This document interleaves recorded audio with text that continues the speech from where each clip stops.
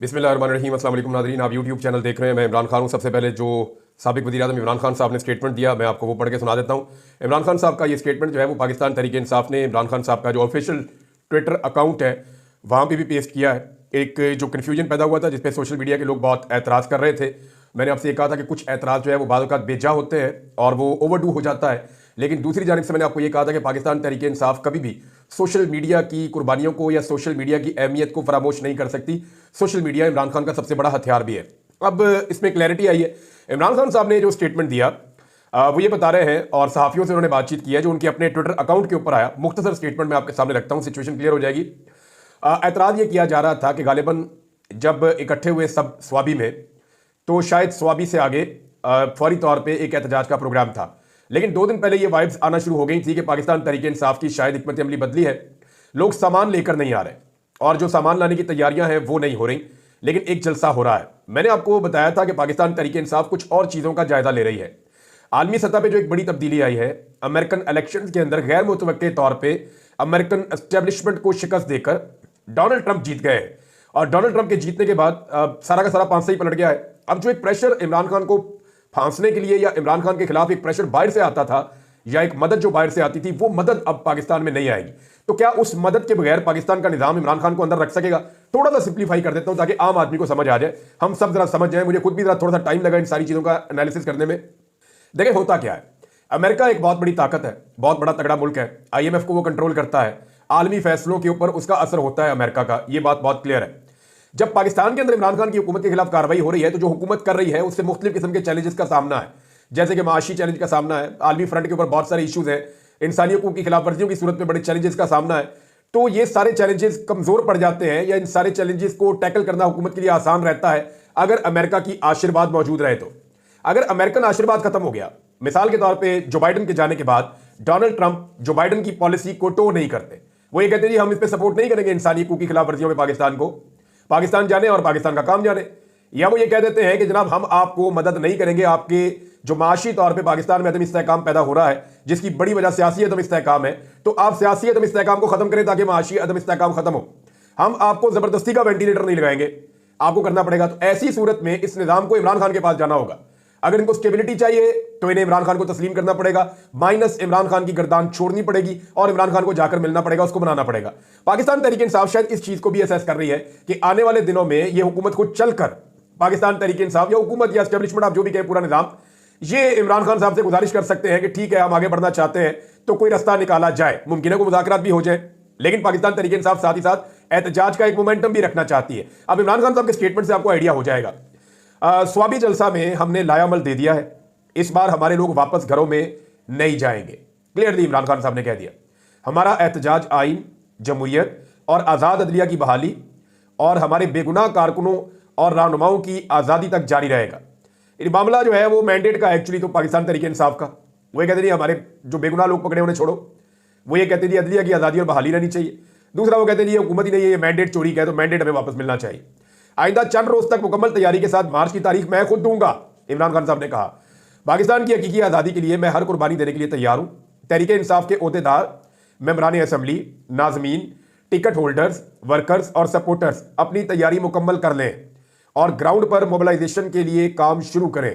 ये जनाब इमरान खान साहब का स्टेटमेंट है। सलमान अकरम राजा साहब ने भी एक स्टेटमेंट दिया इस हवाले से और उनकी भी इमरान खान साहब से मुलाकात हुई है। तो इमरान खान साहब से मिलने के बाद सलमान अकरम राजा साहब ने भी क्लियरली बताया कि एक्चुअली इमरान खान साहब ने उन्हें क्या कहा। सलमान अकरम राजा साहब ने जो ट्वीट किया, उन्होंने कहा चंद मिनट कबल इमरान खान साहब से अडेला जेल में मुलाकात के बाहर निकला हूं। वहां मौजूद सहाफियों के सवाल के जवाब में खान साहब ने कहा कि स्वाबी में नवंबर में मुल्क गिर एहतजाजी तहरीक का ऐलान उनकी हदायत के मुताबिक था। मुतय्यन तारीख का ऐलान वो खुद करेंगे। यानी इमरान खान साहब की अपनी राय है कि अभी इस मामले को यहां पे रोका जाए, अभी तारीख अनाउंस ना की जाए, लोगों को ज़हनी तौर पे तैयार किया जाए, लोगों को वापस भेजो ताकि जाकर वो तैयारियां करें और फिर मैं ऐलान करूंगा कि कब निकलना और कब नहीं निकलना। ये तो हो गया मामला क्लियर। दूसरी एक खबर मैं आपको दे रहा हूं, ये बहुत इंपॉर्टेंट है। खबर यह है कि जो अमेरिका में पाकिस्तानी सफारत खाना है उसके ऊपर बहुत दबाव डाला गया है। कुछ जो लॉबिस्ट हायर किए गए उनके ऊपर बहुत दबाव है और जितने भी ताल्लुकात पाकिस्तानियों के अमेरिका में हैं वो सारे इस्तेमाल किए जा रहे हैं कि कुछ भी करके शहबाज शरीफ साहब की डोनाल्ड ट्रंप से टेलीफोन पे बात करवाई जाए। मुमकिन है ये बात हो जाए, मुमकिन है ना हो, क्योंकि डोनाल्ड ट्रंप का ट्रैक रिकॉर्ड है। 2016 में जब डोनाल्ड ट्रंप इक्तदार में आया था अमेरिका में, इलेक्शन जीता था 2016 में नवंबर में, इलेक्शन जीतने पर, सदर बनने पे नहीं, सिर्फ इलेक्शन जीतने में। नवंबर में इलेक्शन होता है तो नवंबर दिसंबर गुजर जाते हैं तो जनवरी के 20 तारीख को जो है वो नया सदर हलफ उठा लेता है। वो एक रस्मी तकरीब होती है, उससे पहले वो सदर बन चुका होता है। तो अब जो है वो डोनाल्ड ट्रंप ने उस वक्त नवाज शरीफ से बात की थी जब नवाज शरीफ साहब ने एक झूठा एलामिया जारी कर दिया था, एग्जैजरेटेड, जिसको बाद में अमेरिकन ने बड़ा माइंड भी किया था कि बात हमारी आपके साथ कोई और हुई है, आपने जाके बाहर कोई और बातें बता दी है। और मियाँ साहब उस वक्त पनामा में फंसे हुए थे। मियाँ साहब की उस वक्त आवाम के अंदर हालात बहुत खराब थे, एस्टेब्लिशमेंट भी मियाँ साहब की उस वक्त मुखालिफ थी। तो मियाँ साहब ने सोचा कि मैं अगर बाहर ऐसे बोल दूंगा कि ट्रंप मेरे से बड़ा खुश है और मेरे साथ बड़ी अच्छी बातें की हैं, उसने मेरी तारीफ की है, तो पाकिस्तान की एस्टेब्लिशमेंट भी दब जाएगी मेरे से, क्योंकि अमेरिका से एस्टेब्लिशमेंट डरती है। तो मैं पाकिस्तान की एस्टेब्लिशमेंट को दबा लूंगा। तो वो डोनाल्ड ट्रंप ने इसको माइंड किया, उनकी इंतजामिया ने, उन्होंने उस वक्त पोल खोल दिया था कि मियाँ साहब जो है वो एग्जैजरेशन कर रहे हैं, गलत कर रहे हैं। अब पाकिस्तानी सफारतखाना भी वहां पे जोर लगा रहा है, सारे कोशिश कर रहे हैं कि शहबाज शरीफ साहब चले भी जाएं, जाके ट्रंप साहब से मुलाकात हो जाए जब डोनाल्ड ट्रंप सदर बने, उस मौके के ऊपर वहां पहुंच जाए। और दूसरा ये पूरा जोर लगा रहे हैं कि राब्ता हो जाए, कोई टेलीफोनिक कॉल हो जाए, क्योंकि देखिए नरेंद्र मोदी से भी बात कर ली है डोनाल्ड ट्रंप ने, मोहम्मद बिन सलमान से भी बात कर ली है डोनाल्ड ट्रंप ने, दुनिया के और बहुत सारे रहनुमा हैं, बहुत लंबी लिस्ट है जिनसे उन्होंने बात की है। इलन मस्क के साथ जो है वो एक लंच कर रहे थे, खाना खा रहे थे, तैयब उर्दगान वगैरह, इन्होंने इकट्ठे बैठ के कॉल की है। तो वहां पे डोनाल्ड ट्रंप ने उनसे भी बात की है। वो लगातार बातें कर रहे हैं, लेकिन पाकिस्तान को मौका नहीं मिल रहा। और पाकिस्तानी सफारतखाना इस हवाले से पूरी कोशिश कर रहा है और दरखास्त भी की गई है। बारहा कहा जा रहा है कि किसी तरह भी शहबाज शरीफ साहब की बात करवाई जाए और डोनाल्ड ट्रंप से बात हो जाए, ताकि एक इंप्रेशन बने या डोनाल्ड ट्रंप के दिल में नरमी पैदा की जाए मौजूदा हुकूमत के लिए। मौजूदा हुकूमत को प्रॉब्लम यह है ना, वो ये चाहते हैं कि जो बाइडन ने पॉलिसी रखी हुई थी कि मारो जिसको मर्जी, जो मर्जी करो, जितनी मर्जी ज्यादती करो, पाकिस्तान के अंदर जुल्म करो, जबर करो, हम आपको नहीं छेड़ेंगे। और अगर इकॉनमी में आपको प्रॉब्लम आएंगे, इमरान खान की वजह से अगर सियासी इस्तेहकाम नहीं आ रहा, उसको मारने की वजह से पाकिस्तानी नहीं मान रहे, तो हम कहीं ना कहीं आपको थोड़े थोड़े वेंटिलेटर लगाते रहेंगे ताकि आपका टाइम अच्छा गुजर जाए। लेकिन इस तरह पाकिस्तान आगे तो नहीं बढ़ेगा। बहरहाल ये अब शहबाज शरीफ साहब और उनकी इंतजामिया पूरा जोर लगा रही है, एक तरफ कि जनाब इनको कोई इसके अंदर हेल्प मिल जाए, दूसरी तरफ मलिक अहमद खान ने एक स्टेटमेंट दिया है, ये स्पीकर है पंजाब असेंबली के, बहुत इंटरेस्टिंग है, इसको आपने ध्यान में रखना है, क्योंकि मलिक अहमद खान जो है वो मुस्लिम लीग नून के फैसल वाटा है। मैं आपको बताता हूं कैसे। मलिक अहमद साहब जो है वो हैं तो इस पार्टी में PMLN में, लेकिन उनके ज्यादा ताल्लुकात एस्टेब्लिशमेंट के साथ हैं। जनरल बाजवा के लिए वो एक वजीर आला के कैंडिडेट थे और जनरल बाजवा ने बड़ा माइंड किया था उस वक्त जब शहबाज शरीफ ने मलिक अहमद खान के बजाय हमजा शहबाज को, अपने बेटे को, वजीर आला पंजाब बना दिया था। उसके बाद पंजाब में जो है वो न्यूट्रल इलेक्शन करवा दिया गया इसी गुस्से में, और फिर परवेज इलाही वजीर आला पंजाब बन गए क्योंकि अवाम ने वोट डाल दिया PTI को। तो ये हुआ था उस वक्त। तो मलिक अहमद खान जो है वो जनरल बाजवा के समझी से उनके बड़े अच्छे ताल्लुकात थे और बड़े जबरदस्त एस्टेब्लिशमेंट के अंदर वो पेनिट्रेट करते हैं। अब उन्होंने एक स्टेटमेंट दिया, स्टेटमेंट का मतलब आप खुद समझ जाए, वो ये कह रहे हैं कि जी अब एस्टेब्लिशमेंट हुकूमत को नहीं चला रही, हुकूमत एस्टेब्लिशमेंट को चला रही है। इसका मतलब आपको समझ आ रहा है? इसका मतलब ये है, वो ये कहना चाह रहे हैं कि जनाब जो भी हो रहा है ना वो हुकूमत कर रही है, एस्टेब्लिशमेंट नहीं कर रही।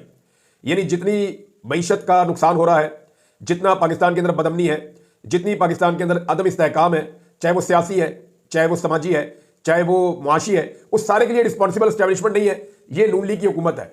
क्योंकि हुकूमत जो है वो एस्टेब्लिशमेंट को चला रही है। तो क्योंकि मलिक अहमद खान साहब के एस्टेब्लिशमेंट की तरफ ज्यादा उनका झुकाव रहता है, मैंने आपको कहा कि वो पाकिस्तान तहरीक इंसाफ के जैसे फैसल वाडा थे, वैसे ही नून लीग के मलिक अहमद खान है। हर पार्टी में एस्टेब्लिशमेंट के लोग होते हैं। तो मलिक अहमद खान साहब जो हैं वो एक्चुअली ये कह रहे हैं कि ये जो भी हो रहा है इसके लिए रिस्पॉन्सिबल हम लोग हैं, सियासतदान हैं, इसके लिए एस्टेब्लिशमेंट जिम्मेदार नहीं है। बज़ाहिर ऐसा ही लगता है। इमरान खान साहब की बहन ने उनके मुकदमात की तफसीलात मांगने के लिए इस्लामाबाद हाई कोर्ट से रुजू किया। वहां पे इस्लामाबाद हाई कोर्ट ने ऑर्डर जारी कर दिया है और जुमेरात तक इमरान खान साहब के तमाम मुकदमात की तफसीलात तलब कर दी गई है। नॉर्मली ये एक्टिविटी उस वक्त की जाती है जब किसी कैदी को या किसी मुलजिम को इस बात का यकीन हो जाता है कि अब वो आज़ाद होने वाला है। देखिए ये तब किया जाता है कि जब आपको पता चल जाता है कि मेरे मुकदमे खत्म हो रहे हैं, ये एक आधा मुकदमा रह गया है या ये 2 मुकदमे रह गए हैं, इनके बाद मैंने आज़ाद हो जाना है। तो अगर किसी की नीयत है मुझे अंदर रखने की, तो जरा हम एक एप्लीकेशन डाल देते हैं हाई कोर्ट में, लाहौर में डाल देंगे, इस्लामाबाद में डाल देंगे कि जनाब हमें तफसीलात दी जाए कि हमारे ऊपर कोई और कई मुकदमा तो नहीं है। अब 9 मई के अंदर इमरान खान साहब को फिक्स करने की तैयारी है, लेकिन वो होगा कैसे? लेकिन अब अगर कोई उठा के यास्मीन राशिद साहिबा को 1.5 साल के बाद ले जाके 9 मई में फिक्स कर देता है, तो क्या ये पॉसिबल है? एजाज चौधरी साहब, मिलिट्री कोर्ट की मैं बात कर रहा हूं।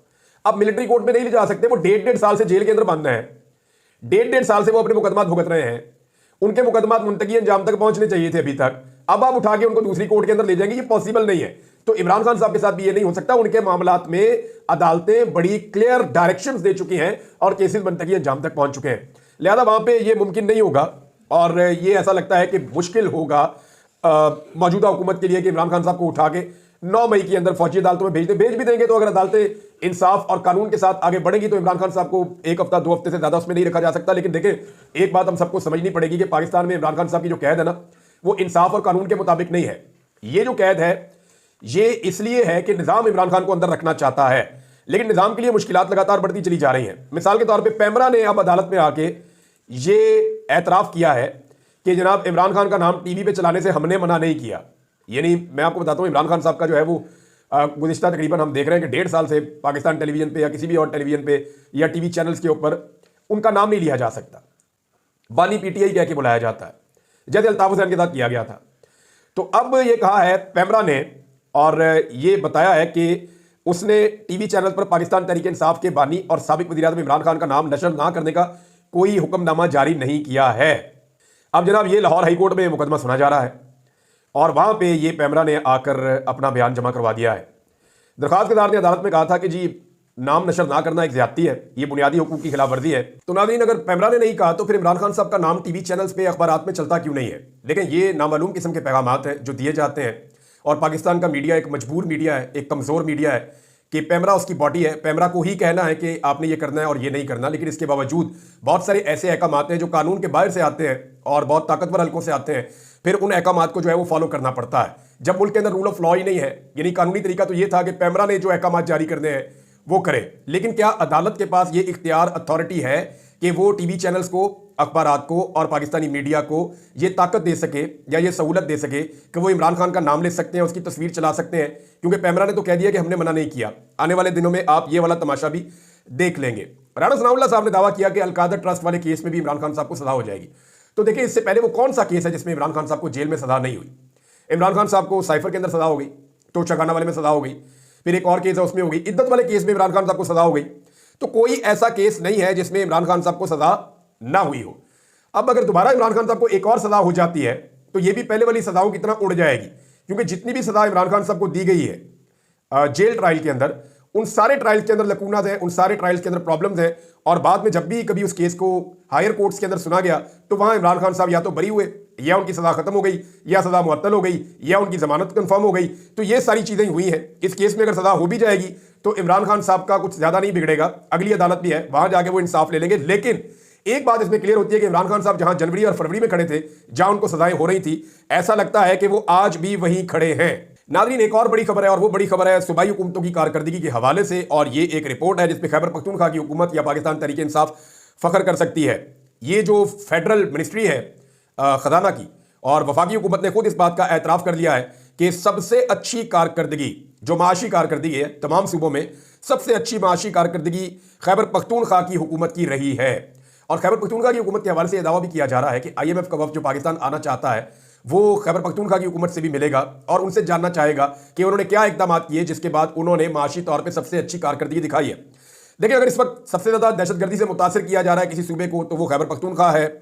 वहाँ पे तहरीक खैबर पख्तूनख्वा की हुकूमत अलग से चला रही है।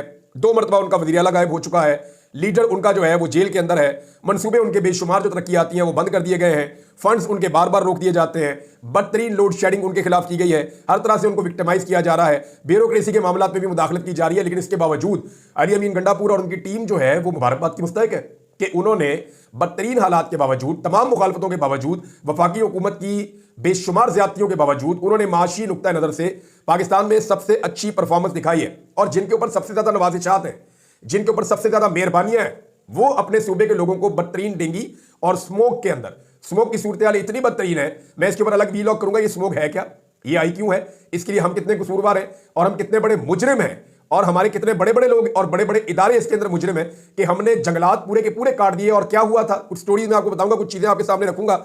लेकिन मामला यह है कि वो स्मोक के अंदर छोड़ के सूबे की वजीर आला और सूबे को खसारे में डाल के वो चले गए जनेवा, स्विट्जरलैंड की सैरें करने के लिए, और साथ जो माहौलियात की वजीर है उनको भी साथ ले गए। और उनका वजीर का काम क्या है जनाब, बैग उठा के साथ फिरना। एक बैग अपना पकड़ा हुआ है और एक गालिबन दूसरा जो है वो वजीर आला साहब का बैग पकड़ा हुआ है। मुलाजमों जैसी औकात कर दी है वज़रा की इन्होंने। ये ऐसा लगता है ये वजीर बनाते ही उसको है जो मुलाजमों की तरह रहना पसंद करता है। वो चीफ सेक्रेटरी जो है वो अजीब तरीके से पीछे जो है ना वो लमक लमक के उनके चल रहे होते हैं। यानी मुझे हैरत होती है, ब्यूरोक्रेसी को शर्म भी नहीं आती कि हमारा चीफ सेक्रेटरी इतना कमजोर है कि वो एक फैमिली में उनके पीछे पीछे पीछे पीछे चल रहे हैं। वो अपने पर्सनल विजिट के ऊपर वहां पे मौजूद है, अपना इलाज करवा रही है और ये उनके पीछे पीछे फिर रहे हैं। एक वजीर जो है वो बैग उठा के फिर रही है, ये पीछे पीछे फिर रहे हैं और वहां पे रोजाना सड़क के ऊपर कोई ना कोई तमाशा लगा हुआ होता है। बहरहाल ये जो तर्ज अमल है ये ब्यूरोक्रेसी वाला ना तो चीफ सेक्रेटरी का है और ना वजीर वाला तर्ज अमल जो है वो वजीर माहौलियात का है। और माहौलियात का हाल क्या है, पाकिस्तान में शहर रहने के काबिल नहीं रहे। बड़ी खौफनाक रिपोर्टें आ रही हैं। इनके बारे में बाद में बात करूंगा। अब तक के लिए इतने, अपना ख्याल रखिएगा, अपने इस चैनल का भी। अल्लाह हाफ़िज़।